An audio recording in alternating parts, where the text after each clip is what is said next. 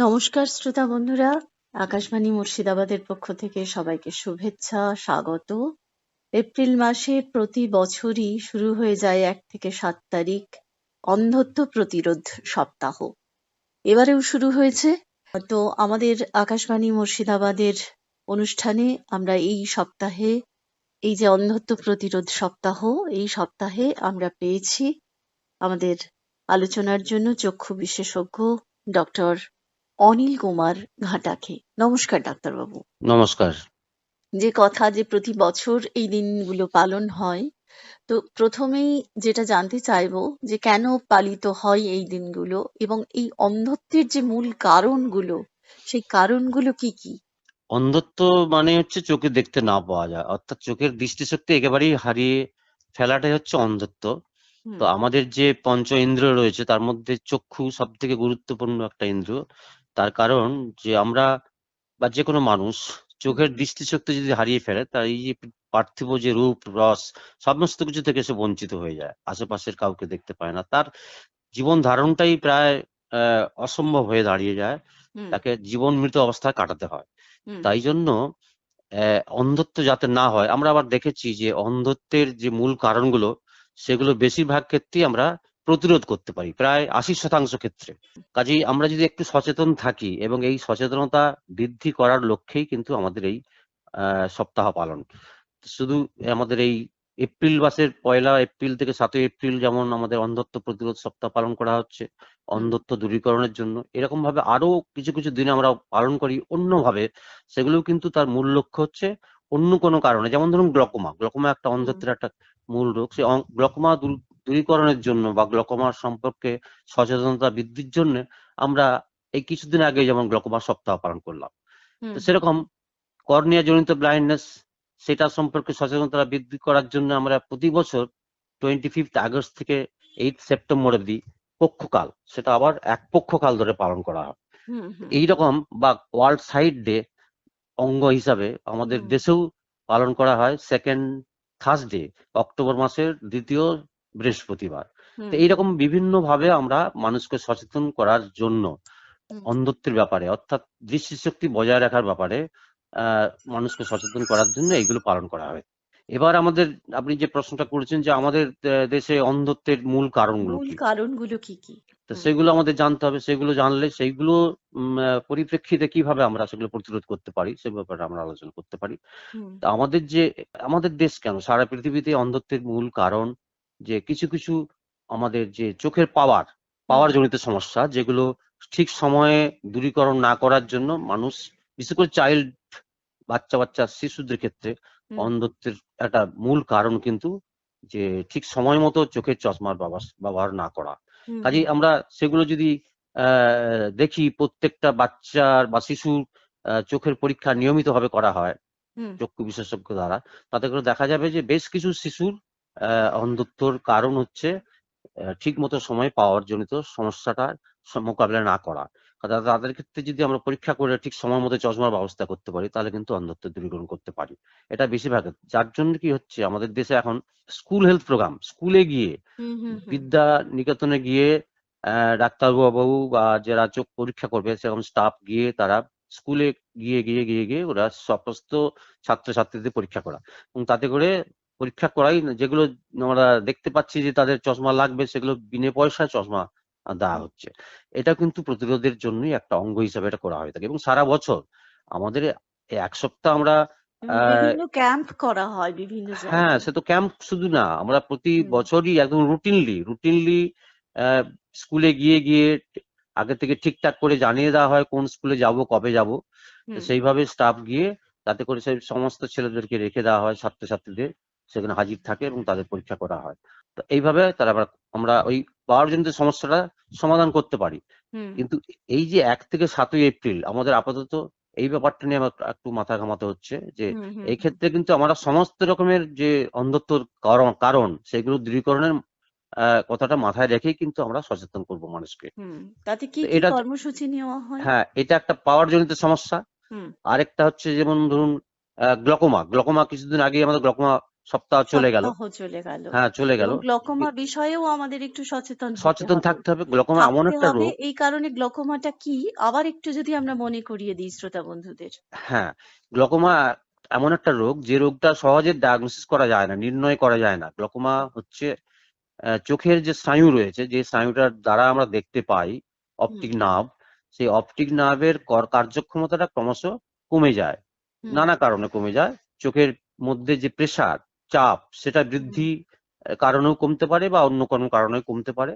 তো সেই কারণে কমে যায়, সেটা কিন্তু আস্তে আস্তে গ্র্যাজুয়াল প্রসেস।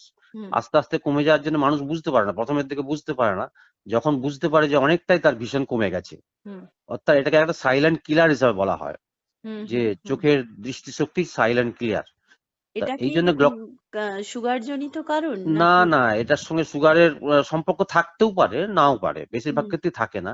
তবে ওই জন্য আমরা দেখি কাদের কাদের গ্লকোমা হতে পারে। হুম সেই হুম সব যেগুলো ফ্যাক্টর, সেগুলো দূরীকরণের কথা মাথায় রাখতে হবে। তার মধ্যে যেটা আপনি বললেন যে গ্লকোমা, হুম সুগারটা একটা ফ্যাক্টর, যে যাদের সুগার বেশি থাকে তাদের গ্লকোমা বেশি হয়। হুম সেরকম যাদের রক্তচাপ বেশি থাকে, হাইপার টেনশন, হুম হুম তাদেরও কিন্তু গ্লকোমা হওয়ার সম্ভাবনা বেশি। হুম তারপর ধরুন যারা থাইরয়েড রোগে ভোগে, হুম হুম হাইপোথাইরয়েডিজম বিশেষ করে, তাদের ক্ষেত্রেও গ্লকোমার সম্ভাবনা আছে। এই যাদের কোলেস্টেরলের রোগ আছে তাদের ক্ষেত্রেও গ্লকোমার সম্ভাবনা আছে। হুম তা এরকম কিছু কিছু টেনশন, বয়স বয়স 40 বছরের পরে দেখা গেছে যে গ্লকোমার প্রাদুর্ভাবটা বেশি হয়। হুম হুম যদিও হুম ছোট বাচ্চাদেরও গ্লকোমা হতে পারে, কনজেনিটাল গ্লকোমা সেগুলো আমরা বলি। হুম হুম তো হুম যাই হোক, সেই গ্লকোমার ব্যাপারটা আমাদের বুঝতে গেলে আমাদেরকে টাইম টু টাইম ডাক্তারবাবুদের দিয়ে চোখ পরীক্ষা করতে হবে। তারা অনেক কিছু পরীক্ষা করিয়ে তবে বোঝা যায় যে এটা গ্লকোমা। হুম হুম। আবার ক্যাটারাক্ট, হ্যাঁ। ছানিটা কিন্তু ডায়াগনোসিস করা অতটা কষ্টকর নয়, ইজিলি আমরা ডায়াগনোসিস করতে পারি, কিন্তু ছানিটা সবার হয় না সাধারণত। হুম হুম সেটাও কিন্তু বয়স বাড়ার সঙ্গে সঙ্গে ছানির প্রকোপটা বেশি হয়। কাজেই যখনই আমরা দেখতে পাচ্ছি যে বয়স বাড়ছে, রুটিনলি যেমন আমাদের দেখি যে যাদের রক্তচাপ আছে, যাদের সুগারের প্রবলেম আছে, রুটিনলি যেমন তাদের একটা চেক আপের মধ্যে থাকতে হয়। আমাদের একটা বয়সের পরে, 40 বছর আমরা সেটা ধরে নিয়েছি, 40 বছর বয়সের পরে এই গ্লকোমা বা ছানি ডেভেলপ করছে কিনা এটা বোঝার জন্য নিয়মিত বছরে অন্তত একবার করে চক্ষু ডাক্তারকে দিয়ে চোখটা পরীক্ষা করে নেওয়া ভালো। তা এটা তো নিজেরা সবসময় বোঝা যায় না। ছানির ক্ষেত্রে বা গ্লকোমার ক্ষেত্রে যখন শেষ অবস্থা, তখন মানুষ বুঝতে পারে যে চোখে কম দেখছেন। তো তখন তিনি ছুটে যান চোখের ডাক্তারের কাছে, কিন্তু তার আগেই আমাদের যেতে হবে। এরকম যদি সিচুয়েশন নাও হয়, চোখের দৃষ্টিশক্তি কমেনি, এমন অবস্থাতেও বছরে অন্তত একবার করে চোখের পরীক্ষা করা দরকার। এবার ধরুন শিশুদের ক্ষেত্রে, হুম হুম শিশুদের ক্ষেত্রে তো আমি ক্যাটারাক্ট বা গ্লকোমা চান্স কম, যদিও কম হতে পারে। হুম কনজেনিটাল গ্লকোমা বলুন, কনজেনিটাল ছানি, হুম হুম হুম যে বাচ্চা জন্মালো সে ছানি নিয়েও জন্মাতে পারে, বা জন্মাবার কিছুদিনের পরে গ্লকোমা ডেভেলপ করতে পারে। তো সেই জন্য তাকেও চেক আপের একটা দরকার আছে। আবার ধরুন এক ধরনের যেগুলো ইনফেকশন বা আঘাতজনিত কারণ, হুম হুম সেটা একটা গ্লকোমার বা আমাদের দৃষ্টিশক্তি বা অন্ধত্বের একটা মেন কারণ বলা যেতে পারে। যে সংক্রমণজনিত বা আঘাতজনিত, চোখে আঘাত লাগলো, বা চোখে বিশেষ করে যারা মাঠে ঘাটে কাজ করে, হুম তাদের ক্ষেত্রে, কৃষি ক্ষেত্রে যারা কাজ করে, পাট কাটার সময় হুম পাটের খোঁচা, খোঁচা লেগে যায়। খোঁচা লেগে তার ইনজুরি হতে পারে। বা ধান ঝাড়ার সময় ধান চোখের মধ্যে ঢুকে গেল, বা ধানের পাতা লেগে গেল, সেসব ক্ষেত্রে আবার ইনফেকশন গুলো খুব মারাত্মক ইনফেকশন হয়, হুম ধরুন হুম ফাঙ্গাস জাতীয় ইনফেকশন। তো সেগুলো যদি সঙ্গে সঙ্গে আমরা ডাক্তারের কাছে যাই, তার ব্যবস্থা চিকিৎসা শুরু করে দিই, তাহলে কিন্তু আমরা অন্ধত্বটাকে অন্তত প্রতিরোধ করতে পারবো। তো তাহলে এরকম। এইরকম যেমন ছানি, গ্লকোমা এগুলো বিভিন্ন কারণ, হ্যাঁ, তাই না? বিভিন্ন কারণ, অন্ধত্বের বিভিন্ন হুম কারণ। হুম হুম হুম। অন্ধত্বের আবার সেই পাওয়ার জনিত সমস্যা বলে, সেটা একটা অন্ধত্বের পাওয়ার দূরীকরণ। জনিত হ্যাঁ, সমস্যা, আমরা যদি হ্যাঁ আনকারেক্টেড অবস্থা থাকে হ্যাঁ হ্যাঁ হ্যাঁ। পাওয়ারের প্রবলেমটা, তাহলে কিন্তু তা আস্তে আস্তে চোখে আস্তে চাপ আস্তে চোখের পড়বে। চাপ পড়বে। শুধু না, নার্ভটা নষ্ট হয়ে যায়, নার্ভের যে কার্যক্ষমতা অপটিক হুম নার্ভের, হুম সেটা হুম চলে যায়। সেইভাবে অন্ধত্বের দিকে এগিয়ে যায়। তারপর হুম ধরুন উম, আহ, পরিবেশ দূষণ, পরিবেশ দূষণের জন্য হতে পারে। এই যে আমাদের এই সময় এটা কেন, আপনি জিজ্ঞেস করতে পারেন যে কেন এই সময় এটা ফার্স্ট 1 এপ্রিল থেকে 7 এপ্রিলটা কেন করা হচ্ছে। হুম এটা আমরা এই কারণে এই সময়টা আমাদের বেছে নেওয়া হয়েছে যে আমাদের গরম পড়ছে, শীতের পরে হুম গরম হুম হুম পড়ছে। হুম হুম হুম এই গরমের সময় কিছু কিছু চোখের রোগ বেশি হয়। যেমন ধরুন ইনফেকশন, হুম ইরিটেশন, চোখে জ্বালা জ্বালা করা ভাব, ড্রাইনেসের ঘাম জন্য। ঢুকে এনভায়রনমেন্টাল, হ্যাঁ, ঘাম এটা একটা ব্যাপার, হুম যে হুম মাথা দিয়ে কপাল থেকে ঘাম গড়িয়ে চোখের মধ্যে ঢুকলো, এটা একটা কারণ। হুম তারপর ধরুন আমাদের তাপমাত্রা বেড়ে যাচ্ছে, গরমের সময় হুম তাপমাত্রা বেড়ে যাওয়ার জন্য আমাদের ইভাপোরেশন, চোখে যে জলটা থাকে আমাদের, হুম হুম হুম সেই জলটা কাজ হচ্ছে চোখের সামনের যে স্ট্রাকচার গুলোকে ভিজিয়ে রাখা, হুম সেটা ঠিকঠাক রাখা। তো জলটা যদি তাড়াতাড়ি ইভাপোরেটেড হয়ে যায় বাষ্পীভবনের ফলে, হুম গরমের জন্য, তো বাষ্পীভবনের ফলে কি হয়, ড্রাইনেস ডেভেলপ করলে। ড্রাই আই সিন্ড্রোম একটা মারাত্মক রোগ, আজকাল খুব বেশি হচ্ছে, সারা পৃথিবী জুড়েই হচ্ছে, ইন্ডাস্ট্রিয়ালাইজেশন, শিল্পায়ন আর পরিবেশ দূষণের জন্য। সেই কারণেই আরো বেশি এই টেম্পারেচারের সময়, টেম্পারেচার বৃদ্ধির সময় যাতে করে চোখের যে সমস্যাগুলো হয় সেগুলো থেকে আমরা সাবধানে থাকতে পারি, সচেতন থাকতে পারি, তাই জন্য এই সময়টাকে বেছে নেওয়া হয়েছে 1 এপ্রিল থেকে 7 এপ্রিল। হ্যাঁ, তো অন্ধত্বের কারণগুলো আমরা মোটামুটি জানলাম। এইবার হচ্ছে এই যে আবার সপ্তাহ অন্ধত্বের জুড়ে কিছু কারণ পালিত রয়েছে, হচ্ছে। হ্যাঁ হ্যাঁ হ্যাঁ, হ্যাঁ আমাদের হ্যাঁ অন্ধত্বের যেগুলো বললাম এগুলো অ্যাকোয়ার্ড কারণ, অর্থাৎ অর্জিত কারণ, আমাদের পরিবেশ দূষণের জন্যই বলুন, আঘাতজনিত কারণে বলুন, ইনফেকশন জনিত, এগুলোকে আমরা অ্যাভয়েড করতে পারছি। হুম কিছু হুম কিছু আবার রয়েছে অন্ধত্ব যেগুলো জন্মগত ত্রুটির ফলে হতে পারে, হুম হুম সেগুলোকেও আমরা প্রতিরোধ করতে পারি যদি আমাদের মায়ের, যে যখন বাচ্চা শিশু জন্ম হয়নি তার হুম আগে থেকেই মায়ের যত্ন নেওয়া হয়, অ্যান্টিনাটাল কেয়ার ঠিক মতো যদি না হয়, হুম। তাহলে কিন্তু সেই ধরনের অন্ধত্বও আমরা কিছুটা প্রতিরোধ করতে পারি। এই যে সপ্তাহ জুড়ে পালিত হচ্ছে, যে বিভিন্ন সচেতনতা মানুষের মধ্যে নিয়ে আসা, এগুলো কিভাবে পালিত হয়? হ্যাঁ, এগুলোর জন্য কিছু কিছু প্রিকশন আমাদের নিতে হবে, হুম হুম সেইগুলো সম্পর্কে মানুষের মধ্যে একটা সচেতনতা জাগিয়ে তুলতে হবে। যেমন ধরুন, এই যে গরমের সময় চোখটা খুব জ্বালা জ্বালা করছে হুম হুম বা চোখে পিচুরি পড়ছে, হুম সেই সময় আমাদের কি করতে হবে, চোখের হাত না ধুয়ে চোখে হাত দেবেন না, এটা বলতে হবে। যে ধরুন একটা কাজ করছে বা রাস্তাঘাটে যাচ্ছে, চোখের মধ্যে একটা ইরিটেশন হচ্ছে, সেই অবস্থাতেই একটা নোংরা রুমাল দিয়ে একটু চোখটা মুছিয়ে দেওয়া, এগুলো করা ঠিক না। তখন কি করতে হবে, যে আশেপাশে যদি জল থাকে বা সঙ্গে যদি খাবার জলও থাকে, সেটা দিয়ে আগে হাতটা ধুয়ে নিতে হবে, ধুয়ে নিয়ে তারপর চোখে হাত দিতে হবে। তো এইভাবে পরিষ্কার করে হাতটা জলে ধুয়ে তবেই চোখের সংস্পর্শে শ্রান্ত হাত বা আঙুল দিয়ে সেটা পরিষ্কার করা। তারপর হুম ধরুন যাদের অ্যালার্জির ধাত রয়েছে, প্রিকশন হিসেবে এই জিনিসগুলো এগুলো আমাদেরকে প্রিকশন, মাথায় আমাদের তো রাখতে হবে। প্রিভেনশনের উপরেই জোর দিতে হচ্ছে, হ্যাঁ যে হ্যাঁ যাতে করে হ্যাঁ রোগটা না হয়। হুম এবং 80% রোগ আমাদের প্রিভেন্টেবল। হুম হুম এই যে ব্লাইন্ডনেস, 80% উপরে দেখা গেছে যে আমরা যদি একটু সচেতন থাকি এবং এই প্রিকশন গুলো নিয়ে চলি, তাহলে কিন্তু 80 থেকে 85% ব্লাইন্ডনেস আমরা প্রিভেন্ট করতে পারবো, এটা কম কথা না। হুম হুম বাকি হুম যেটা রয়েছে তার জন্য চিকিৎসার ব্যবস্থা করতে হবে, তার জন্য ডাক্তারবাবুর কাছে যেতে হবে। কিন্তু এই যে প্রিভেনশনের জন্য, সেটা কিন্তু ডাক্তারবাবুর কাছে যাওয়ার দরকার নেই, সেটা আমরা নিজেরাই প্রিভেনশন নিতে পারি। হুম হুম তারপর ধরুন আহ, ঘন ঘন যারা কারো কারো একটা ইয়ে আছে, ঘন ঘন চোখের জলের ঝাপটা, এটাও কিন্তু খারাপ। চোখের ও দরকার হলে আমরা চোখে জল দিচ্ছি, পরিষ্কার করছি, সব জায়গায়, সেটা ঠিক আছে। আবার অনাবশ্যক ভাবে ঘন ঘন ঘন চোখ খোলা অবস্থায় ঘন ঘন চোখের জল ঝাপটা, এটাও কিন্তু ঠিক না। তাতে কি হবে, চোখের যে নিজস্ব যে জলটা, সিক্রেশনটা, হুম হুম ল্যাক্রিমাল ফ্লুইড যেটা, সেটা ধোয়া হয়ে যাচ্ছে। সেই হুম ল্যাক্রিমাল ফ্লুইডের মধ্যে কিছু কিছু উপকারী জিনিস থাকে, কিছু কিছু রোগ প্রতিরোধক জিনিস থাকে, হুম সেগুলো ধোয়া হয়ে বেরিয়ে যাচ্ছে, যাতে করে সেই সব যে দরকারি জিনিসগুলো আমাদের যে চোখের কাজে লাগতো, সেগুলো আমাদের মানে মিস করছি। হুম কাজে হুম ঘন ঘন চোখের জলের ঝাপটাটাও দেওয়া উচিত না। তারপর ধরুন সকালে ঘুম থেকে উঠে পরিষ্কার জলে চোখের পাতাগুলো ভালো করে পরিষ্কার করতে হবে। হুম কারো কারো হুম যদি পিছুটি লেগে থাকে চোখের কোন একটা সিক্রেশন হওয়ার জন্য, সেটা ভালো করে পরিষ্কার করতে হবে। এই একটা অভ্যেস গড়ে তুলতে হবে। তারপর ধরুন ঝুঁকিপূর্ণ কাজ, যারা অকুপেশনাল হ্যাজার্ডস গুলোকে অ্যাভয়েড করার জন্য, ঝুঁকিপূর্ণ কাজ যেখানে কলকারখানায় যারা কাজ করে বা মাঠে ঘাটে যারা কাজ করে, তখন যেই আঘাত, চোখে যাতে কোনো আঘাত না লাগে, সেই ব্যাপারটা মানে থাকতে হবে, সচেতন থাকতে হবে। বা আঘাত যদি লাগেও সঙ্গে সঙ্গে ডাক্তারের কাছে যেতে হবে। তারপর ধরুন চোখে কিছু একটা পড়ে গেল, হুম একটা হুম হুম আকন্দ, এখন এই যে শিবরাত্রির সময় দেখা যায়, শিবরাত্রির হ্যাঁ, সময় আকন্দর আঠা, আকন্দ ফুল পাড়তে গিয়ে বা যে কোনো কিছুর আঠা পড়ে আঠা, গেল। ওগুলো কিন্তু, বা একটা যেগুলো আমাদের এখন যে ওই যে আঠা যেগুলো কাগজে বা যে টাগজে কোনো লাগানো হয়, পোকা এসে চোখে ঢুকে গেল। চোখে ঢুকে যেতে পারে, তখন কিন্তু চোখটা ভালো করে ধুতে হবে।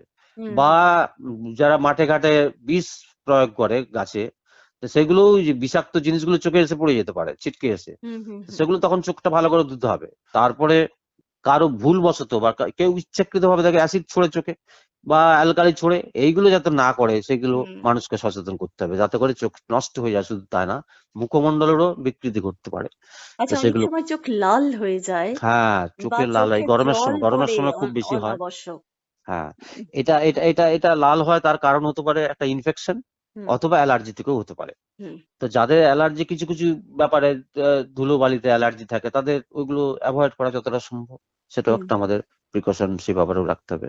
আর চোখে যদি ইনফেকশন হয়, চোখে বিশেষ করে ভাইরাল ইনফেকশন, সেগুলো হুম 1 সপ্তাহের মধ্যে বেশিরভাগ ক্ষেত্রেই ঠিক হয়ে যায়। তবে সেটা যাতে না হয়, বা একজনের একটা চোখে হলো, হওয়ার পরে অন্য চোখে, ওই চোখে হাত দিয়ে অন্য চোখে হাত যাতে না দেওয়া হয়, সেই ব্যাপারটা খেয়াল রাখতে হবে। কারণ একটা চোখ থেকে পাশের চোখে চলে যেতে পারে আবার। হুম হুম হুম আবার বাড়িতে অন্যান্য মেম্বার যারা সদস্য, তাদের চোখেও চলে যেতে পারে, ছোঁয়াচে রোগ এগুলো।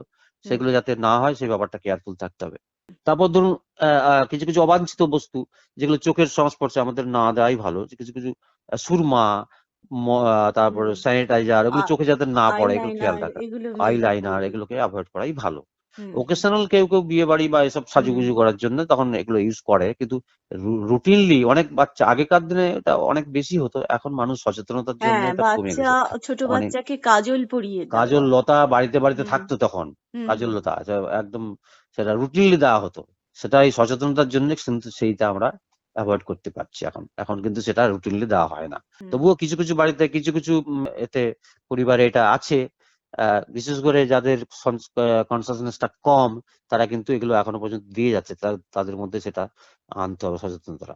হুম তারপর ধরুন হঠাৎ করে কিছু একটা দুর্ঘটনা হলো, চোখে হুম একটা কিছু গুঁড়ো পড়ে গেল, যারা বিশেষ করে কামারশালায় কাজ করে, বা যারা ইট ভাঙে, নির্মাণ শিল্পের সঙ্গে যুক্ত, ইটের হুম টুকরোটা চোখে চলে আসলো, সেটা যাতে না আসে সেই সময় আমাদের অনেক সময় প্রোটেক্টিভ গ্লাস ইউজ করা যেতে পারে। চোখের চশমা, একটা চশমা, পাওয়ারলেস চশমা, তা সেটা আমরা পরে কাজ করতে পারি, তাদের কাছে অনেক কিছু এড়াতে পারি আমরা। এগুলো হুম কন্টাক্ট লেন্স যারা ইউজ করে, কন্টাক্ট লেন্স থেকে কিন্তু আবার মানুষ অন্ধ হয়ে যেতে পারে যদি ঠিকঠাক মতো আমরা প্রিকশন না নিই। ওই যে কন্টাক্ট লেন্সটা যে ধুয়ে নিতে হয়, হুম সেইটা যদি দূষিত হয়ে যায়, তাহলে কিন্তু ইনফেকশন হয়ে যেতে পারে। হুম তারপর ধরুন ট্যাপ ওয়াটার ঘন ঘন চোখে, ট্যাপ ওয়াটার থেকেও এক ধরনের ইনফেকশন হয়ে যায়।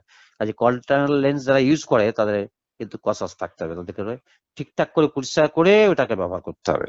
প্রতিদিনের যে চোখের যত্ন সেটা কিভাবে নেবেন? হ্যাঁ, এটা প্রতিদিনের যত্নের মধ্যে দিয়ে আমি এগুলো বলছি। এগুলো হ্যাঁ হ্যাঁ, এগুলো আসছে। মাথায় সকালে রেখে দিতে সকালে ঘুম হবে। থেকে ওঠা থেকে শুরু করে সারাদিন কিভাবে হুম চলবো। হুম হুম সকালে ঘুম থেকে উঠে আমরা পরিষ্কার করে আগে হাত দুটো ধোবো, তারপর চোখে জল দিয়ে চোখটা পরিষ্কার করব।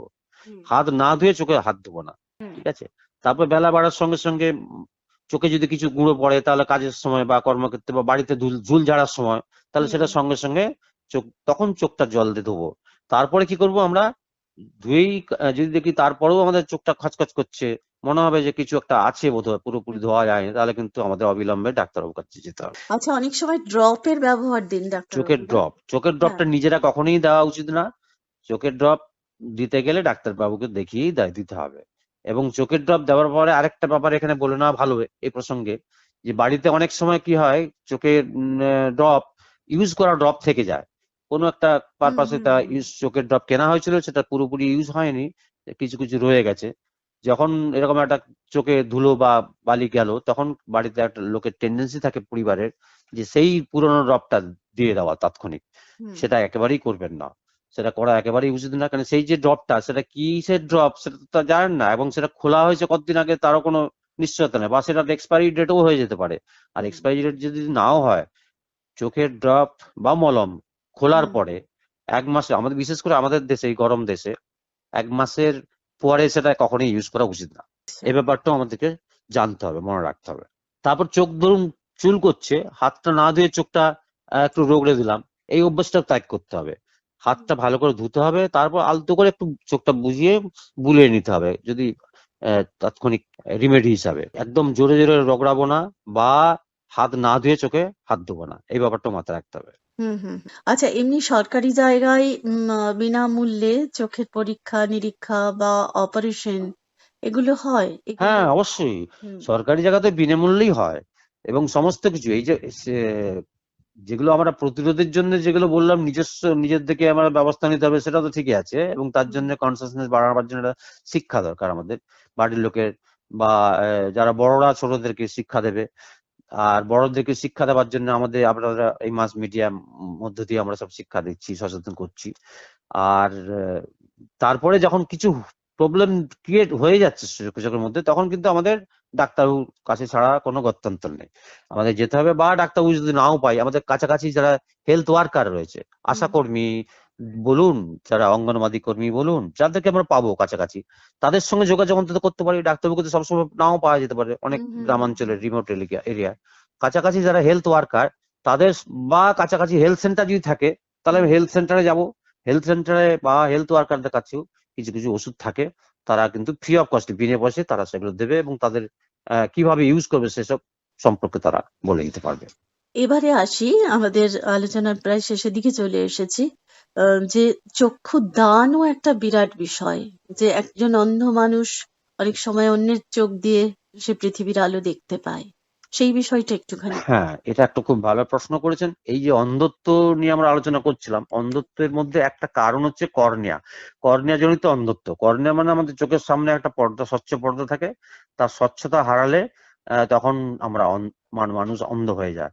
কর্নিয়ার যে সামনে, কর্নিয়াটা স্বচ্ছ পর্দা, তার ভেতর থেকে আমরা কালো যে একটা পর্দা চোখের সামনে দেখতে পাই, সেটা কিন্তু তার সামনেই কর্নিয়াটা থাকে। কর্নিয়াটা যখন স্বচ্ছতা হারায় তখন এই কালো পর্দাটা ঢেকে যায়, অর্থাৎ চোখটা সাদা হয়ে যায়, পুরোপুরি সাদা হয়ে যায়। সেই ধরনের অন্ধত্ব যেগুলো কর্নিয়া জনিত অন্ধত্ব, এই ক্ষেত্রে কিন্তু চিকিৎসার একটাই উপায়, যে সেই অ্যাফেক্টেড কর্নিয়া, যে কর্নিয়াটা নষ্ট হয়ে গেছে, সেই কর্নিয়াটা বদলাতে হবে। একটা সুস্থ কর্নিয়া দিয়ে প্রতিস্থাপন করতে আমরা সেই ধরনের অন্ধত্ব দূরীকরণ করতে পারি। এখন এই কর্নিয়া গুলো তো বাজারে কিনতে পাওয়া যায় না, এবং ল্যাবরেটরি তো তৈরি এখনো পর্যন্ত সাকসেসফুল হয়নি বা ইজিলি অ্যাভেলেবল নয়। কাজে এটার জন্য আমাদের নির্ভর করতে হচ্ছে মানুষের উপরেই। আর মানুষ জীবদ্দশা চোখ দান করতে পারবে না, বা সেটার দরকারও নেই। মৃত্যুর পর দেখা গেছে যে মৃত্যুর পরে 6 ঘন্টার মধ্যে যদি চোখ দুটো আমরা কালেক্ট করতে পারি, তাহলে সেই চোখের কর্নিয়া পোর্শনটা আমরা কেটে ওই ধরনের অন্ধত্ব দূরীকরণ করতে পারি। যার জন্য আমরা এই যে বললাম যে অন্যান্য ক্ষেত্রে আমরা একদিন বা এক সপ্তাহ পালন করছি, আমরা কর্নিয়া জনিত অন্ধত্ব দূরীকরণের জন্য প্রতি বছর 25শে আগস্ট থেকে 8ই সেপ্টেম্বর পর্যন্ত আমরা জাতীয় অন্ধত্ব দূরীকরণ, মরণোত্তর নেত্রদান, মানে যে পক্ষ পালন, এটা আমরা করি মানুষকে সচেতন করার। এই ধরনের অন্ধত্ব দূরীকরণের জন্য মানুষ যাতে মৃত্যুর পরেই তাদের চোখ দুটো দান করতে পারে, দান করেন, সেই জন্য কিন্তু আমরা মানুষকে সচেতন করি, ওই সময়ে আরো জোরদার ভাবে সচেতন করি। তো এই ধরনের অন্ধত্ব দূরীকরণের একটাই হাতিয়ার আমাদের কর্নিয়া, এবং সেই কর্নিয়াটা আমরা পাবো মৃত্যুর পরে মানুষের চোখ থেকেই পাবো। সেটা কাজেই কতক্ষণ সময়ের সেটা আমরা মধ্যে? 6 ঘন্টা, আমাদের এই গরমের দেশ তো, আমাদের অন্তত যত তাড়াতাড়ি সম্ভব সেটা আমাদের কালেকশনে করতে পারলে ভালো। অন্তত 6 ঘন্টার মধ্যে হলে ভালো। এবং আমাদের এটা এই প্রসঙ্গে একটু বলে নিই যে আমাদের রাজ্য সরকার, সমস্ত রাজ্য সরকার এটা করেনি এখনো পর্যন্ত।